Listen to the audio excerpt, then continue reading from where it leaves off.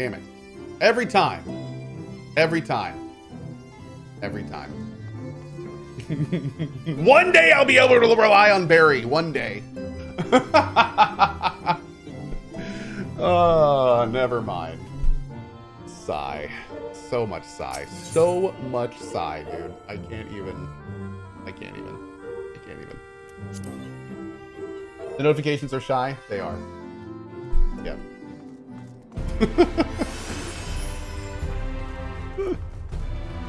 Oh, so much sigh.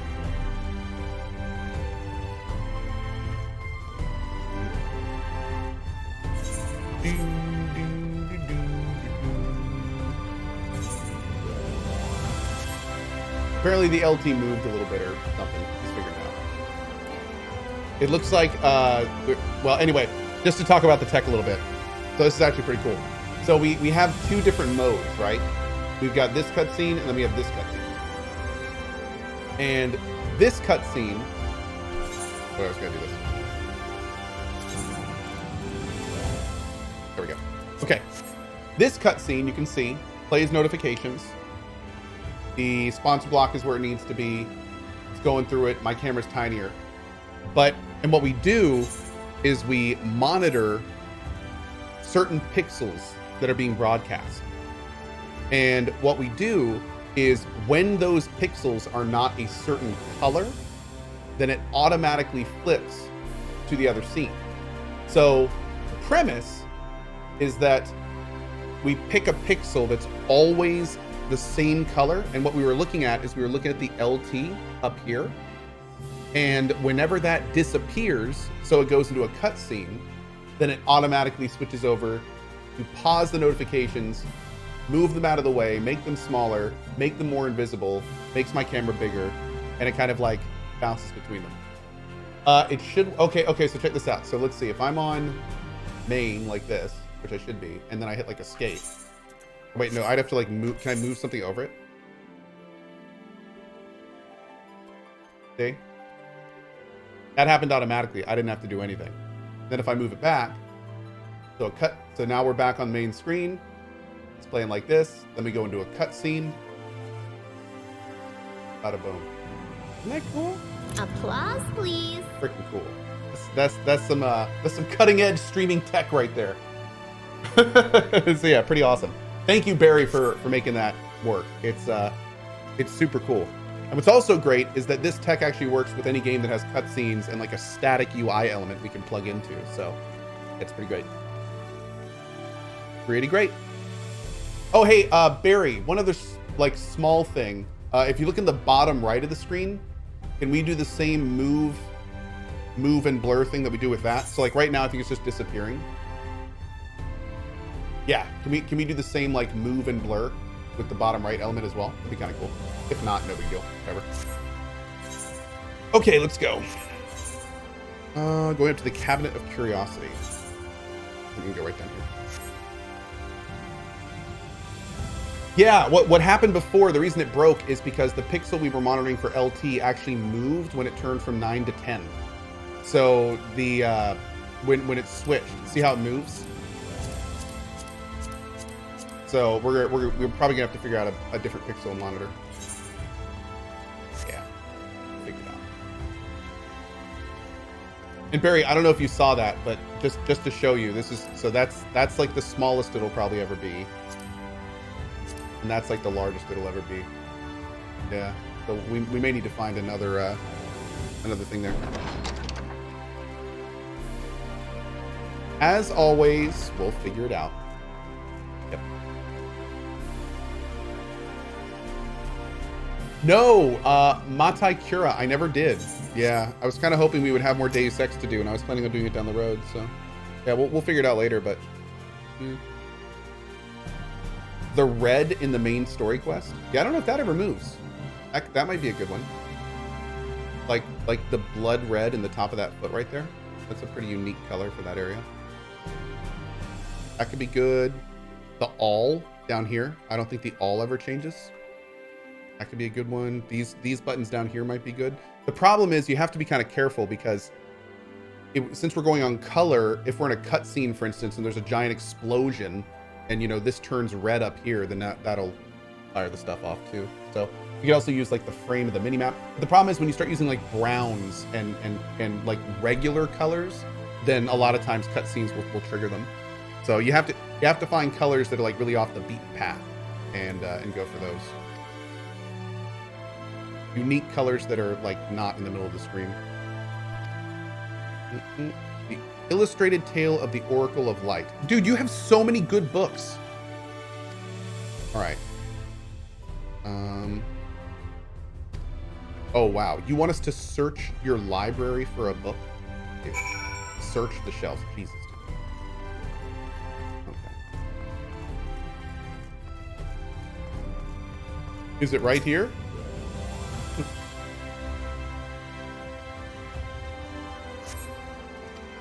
Ooh, Barry says he's actually working on a version that has shape recognition.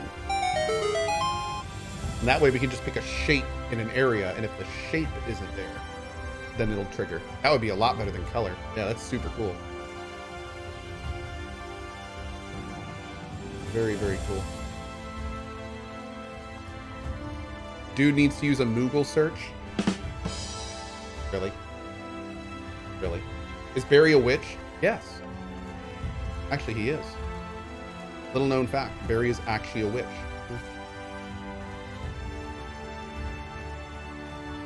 I call him a coding Jesus, really. Yeah. He is the Jesus decoding.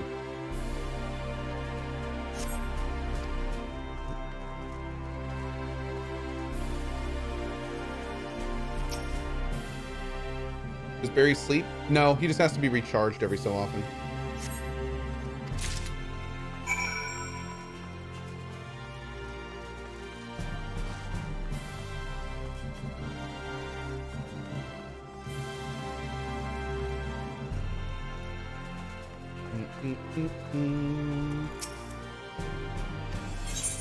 Please tell me we're going to get another little cutscene with the storybook stuff. Nice. I love these.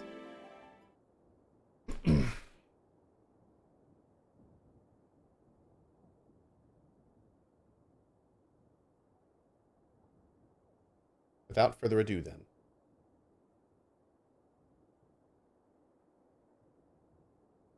It began 100 years ago when the flood of light threatened to swallow Norvrant. It just as all seemed lost, a savior appeared who halted the all-consuming radiance, a maiden with hair of spun gold and eyes of clearest sapphire.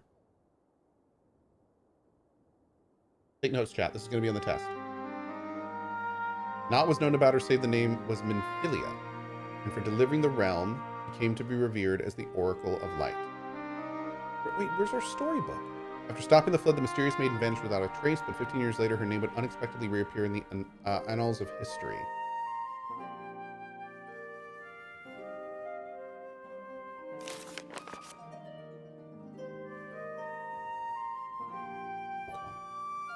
When Sin Eaters laid ruin to the kingdom of Vobert, a young girl was discovered who was immune to the creature's blighted touch.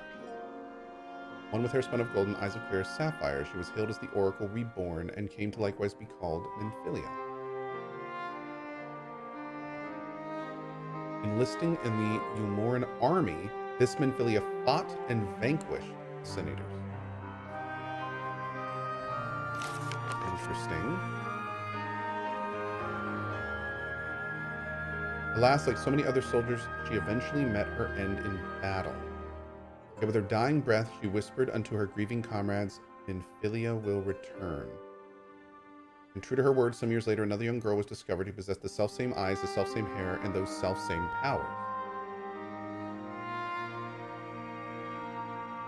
She took the name Minfilia. She too fought Sin Eaters as a soldier of Yulmore, and she too fell in battle. Many more were to follow in her footsteps, and so the cycle continues to this day. They have Sarlacc pits. Cool.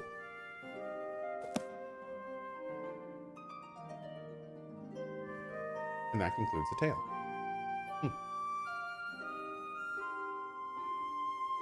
By their valor and sacrifice, these women have saved Novarant on numerous occasions. So it's almost like Minfilia is a title, although I think it's probably her. Were it not for them, we might have never learned of the Light Wardens and their nature. They sound like formidable warriors. Some perhaps. The truth is rather less simple. The Oracle is reborn with certain common traits. She does not inherit the memories or the knowledge of her previous incarnations. Oh. All the Minfilias thus far were discovered as ordinary girls, unversed in the ways of war and ignorant of the power they harbored. While some embraced their fate and devoted themselves to training, others did not. But all were made to face the Sin Eaters, and all died to keep our hopes alive.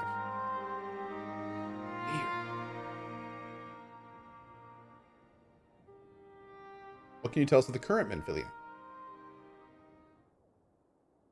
It was found by the Yomoran army some 10 years ago and taken into their care, or rather their custody. He was a prisoner in all but name. By that time, under Lord Vathri's rule, Yomor had been already abandoned resistance in favor of decadence. Minfilia was an uncomfortable reminder of the war they no longer wished to fight, a potential threat to the peace, and so they kept her under lock and key.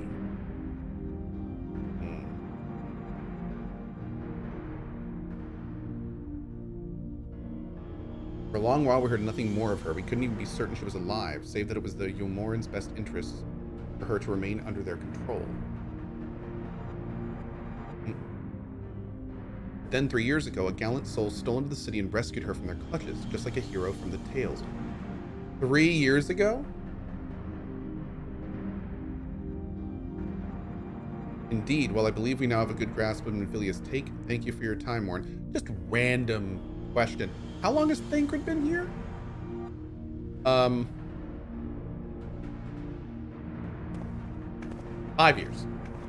I figured it was longer than 3 years. Okay.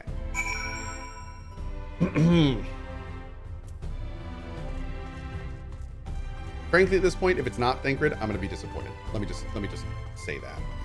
Dadcred, that's right. Exactly. 5 is greater than 3 confirmed. Wait.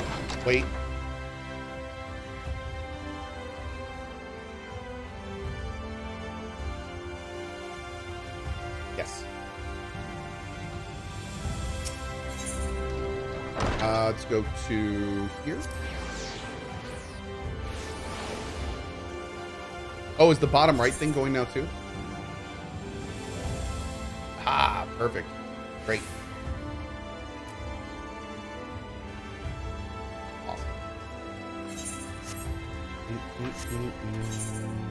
Oh, he was right outside, wasn't he? Sure.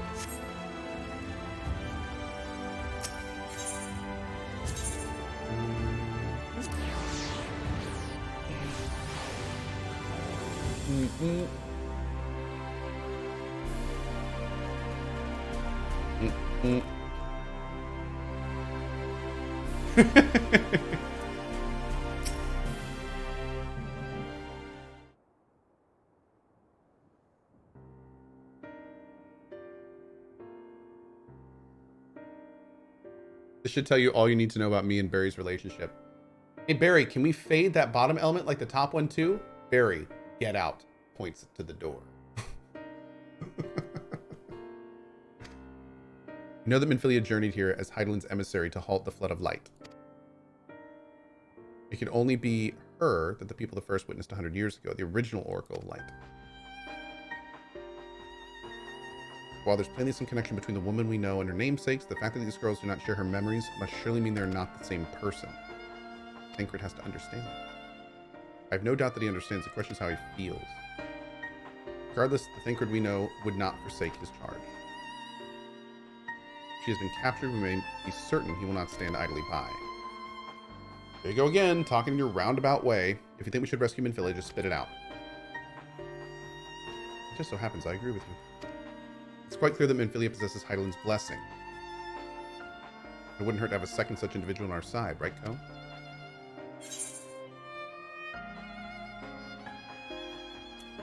One's generally been enough, but fine.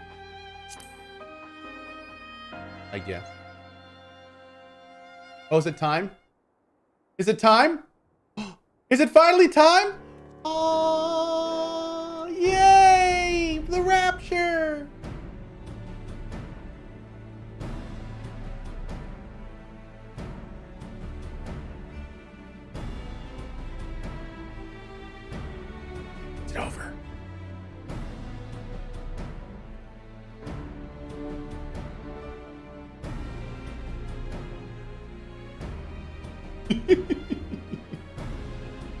Sorry, Barry was working on the camera. I had to. So if we mean to act, we should do so quickly. Okay. Which brings me to my proposal. I ask that you entrust this undertaking to us, the people of the Crystarium. Crystarium. You're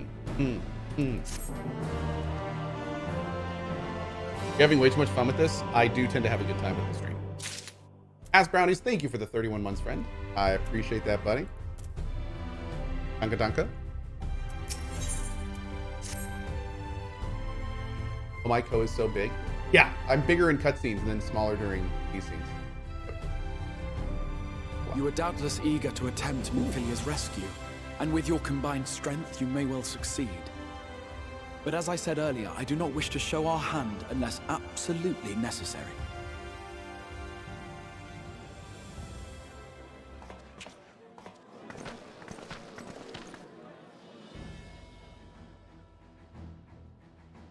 Twas not merely the night sky that you restored to us, but hope. Hope for the future of Norvrand. Unlike you, we cannot contend with the Light Wardens, but so long as hope burns in our hearts, we will fight on regardless. This I will prove to you. Why'd you zoom in on the hand like that, bro?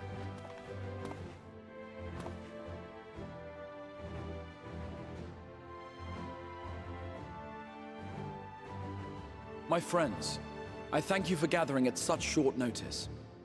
There is something I would ask you all. As many of you are aware, I received an emissary from Yulmore a short while ago in the form of General Ranjit.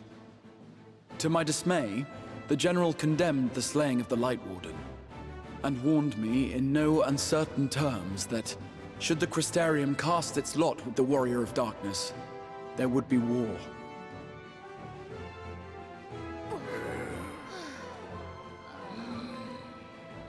Let none be mistaken. We would be hard-pressed indeed to resist the might of Yulmore. Some would even call it suicide. And yet my heart cries out to fight. Better that than relinquish the hope that swelled in my breast when I beheld the night sky for the first time in 100 years.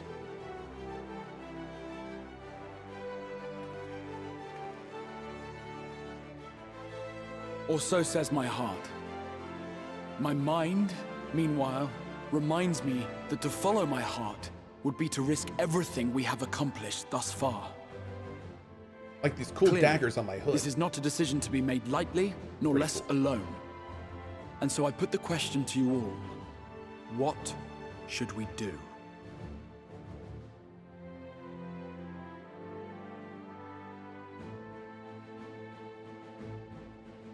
I agree, Popsicle. My lord, you already know our minds. It brought tears to our eyes to witness the knight's return. The whole of Norvrand deserves the same, and not just because some children's story tells us so.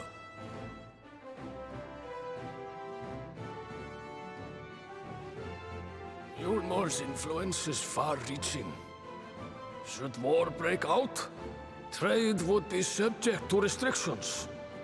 Thinking with your pocket. I like it, Bragi. The flow of goods will dry up, and we will struggle to make do with what little trickles through. But make do, we will. I have the wares, but do you have the coin? Aye, we can weather such hardships. Is that not the very thing the Crystarium was built for?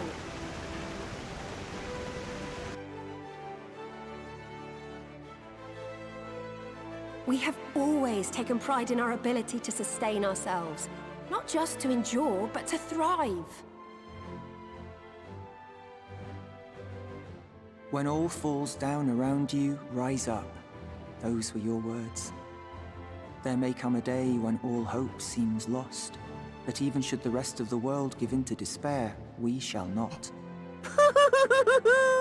We shall fight on, that our children and our children's children might know a better tomorrow. Rousing words apart, I never much cared for those Yulmoran bastards anyway. No better than common swindlers, most of them. Wouldn't know a fair deal if it came up and kissed them on the arse. Wow. Telling Cassard. Trust you to spoil the moment. Small brow. Yeah. Ouch. It appears we have a consensus. Let it be known that the Yulmoran host at Laxon Loft has taken the Oracle of Light captive.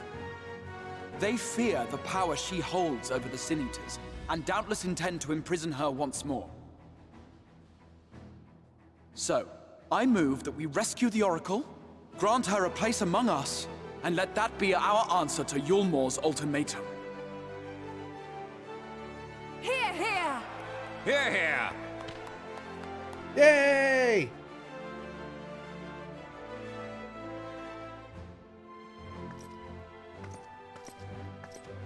In planning a strategy for the rescue, I open the floor to you all. Anyone got any ideas? Nope. And there you have it. If Yulmor wishes to denounce us as villains, then we shall embrace our villainy. Will you do so as well?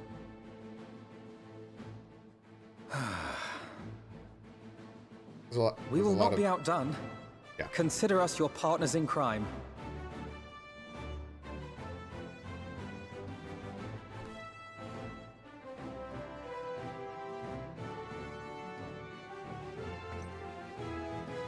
My lord, our proposal is as follows. We begin by deploying Amaro to occupy the skies over Lakeland. They should serve to delay the airship's departure.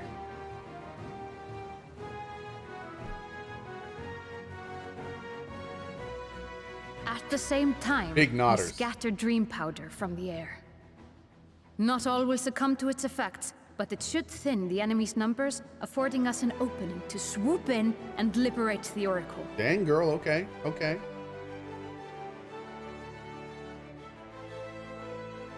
Very good. See to your preparations. I like that. Let's do it.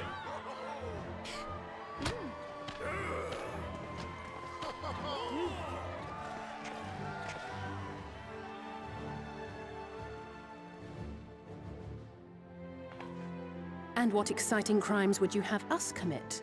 Speaking for my fellow villains, I'd say we're capable of most things, though we draw the line at indolence.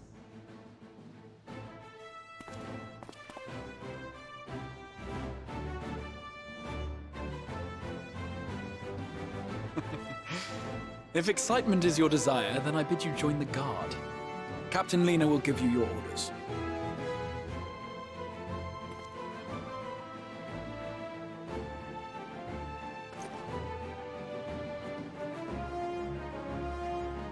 Is that their thing? I may have missed that. Quest accepted. All right, friendos, this has been awesome. On that note, I'm punching out a little bit early for lunch today because I got to run some errands and go to a place that opened at 10 and get that done as soon as possible.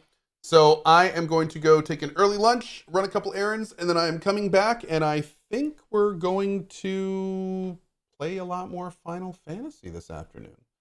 So I shouldn't be gone too long. I should be back probably around noon or so.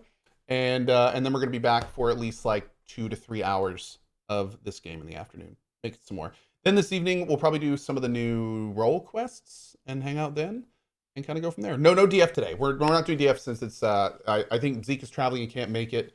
And it's also like Thanksgiving here tomorrow. So, you know, it's kind of a big eve. So yeah, no DF this week, but I think we'll be going back next week. Anyway, guys, thank you so much for being here. Hope you had a great time this morning. I know I did. Want to thank you all for your time, as always. Really do appreciate it. I will see you in just about an hour and a half for more Final Fantasy XIV. This evening for Final Fantasy XIV. Tomorrow morning for Final Fantasy XIV, or maybe later this week for more Final Fantasy XIV. Sound good? Okay, sounds great. See you guys later. Bye-bye.